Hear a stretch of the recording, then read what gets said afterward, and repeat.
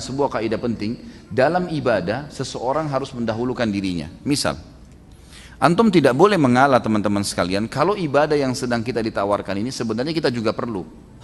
Contoh kasus, saya pernah di dekat rumah, seringkali saya berusaha menjaga kalau azan sudah di masjid. Satu waktu saya telat, subhanallah, iqamah sholat, saya baru masuk, iqamah sholat. Di depan masih ada di saf pertama 3 tempat kosong.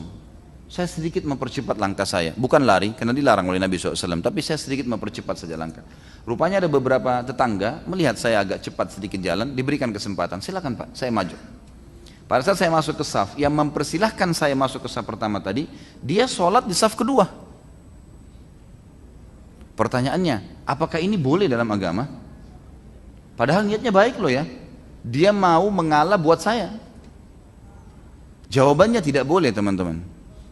Yang boleh adalah dia masuk dulu di saf pertama, kemudian dia lowongkan buat temannya, itu boleh. Nggak boleh dia mengalah kepada orang hal-hal yang dia butuhkan dalam hal ibadah, nggak boleh. Ini masuk dalam merendahkan diri, bukan pada tempat, nggak boleh merendahkan diri di sini. Misal contoh yang lain, antum ada uang buat umroh, berangkat umroh, sudah pergi umroh.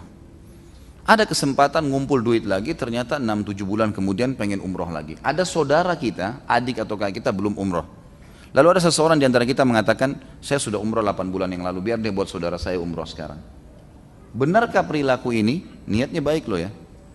Ambil dari saya malam ini teman-teman sekalian, perilaku itu salah. Kenapa kok salah?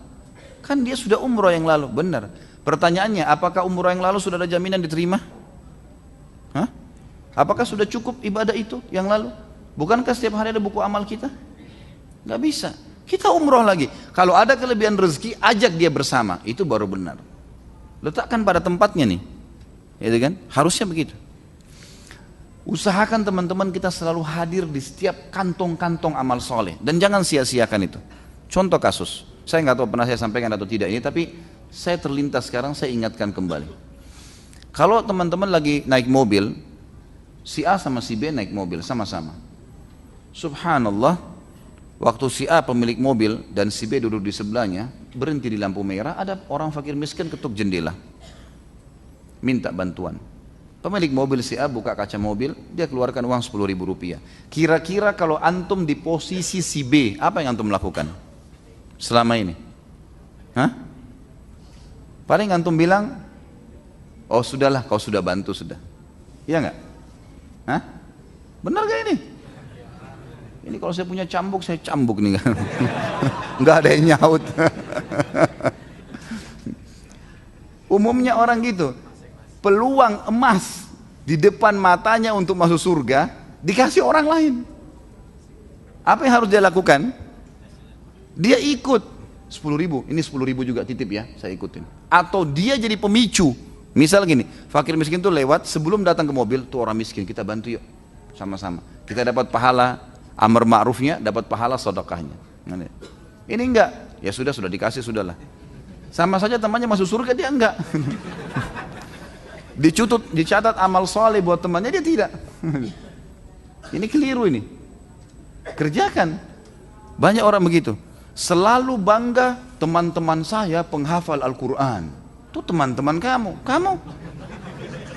gimana? Gitu. Itu teman-teman dicatat kok. Bangga dengan orang tuanya, ayah saya kiai, itu ayah kamu gimana caranya? Ibu saya itu setiap habis subuh baca Quran, ya ibu kamu baca nggak? Gimana? Harusnya begitu. Makanya pepatah bahasa Arab yang bijak mengatakan, laisal fata man yaqulu kana abi kada wa kada. Bukanlah seorang laki-laki, seorang yang cerdas, yang mengatakan dulu ayah saya begini dan begitu. Dia bangga dengan ayahnya. Ayah saya dulu selalu bawa umroh, ayah saya bawa haji, ayah saya bantu orang miskin, ayah saya membantu keluarga. Ayah kamu sudah aman. Aman tuh dicatat sama ada malaikat Allah titipin, sekretaris nggak dibayar, gratis. Catat semuanya, gitu kan. Kamunya buat apa? Lalu pepatah ini mengatakan, walakinnal fata man yaqulu ha anadha. Seseorang yang cerdas yang mengatakan, ini saya. Dia berkata pada dirinya sendiri, ini saya. Apa yang sudah kamu lakukan? Kamu beribadah sudah apa? Contoh yang lain teman-teman. Anda lewat masjid, antum melihat masjid itu lagi taruh celengan, minta sumbangan. Kita udah sumbang kemarin 100.000. Kalau antum lewat, mampir lagi nggak kasih? Hah? Jujur aja, nggak apa-apa. Di majelis salim saatnya salah. Nanti diperbaikin. Biasa, setan bisikin kita, kan sudah bantu kemarin. Benar, baik. Yang kemarin sudah dicatat, ada buku amalnya, tanggal 17 kemarin sudah, tanggal 18. Hah? Yang hari ini gimana? Mampir kasih lagi. Kan gitu.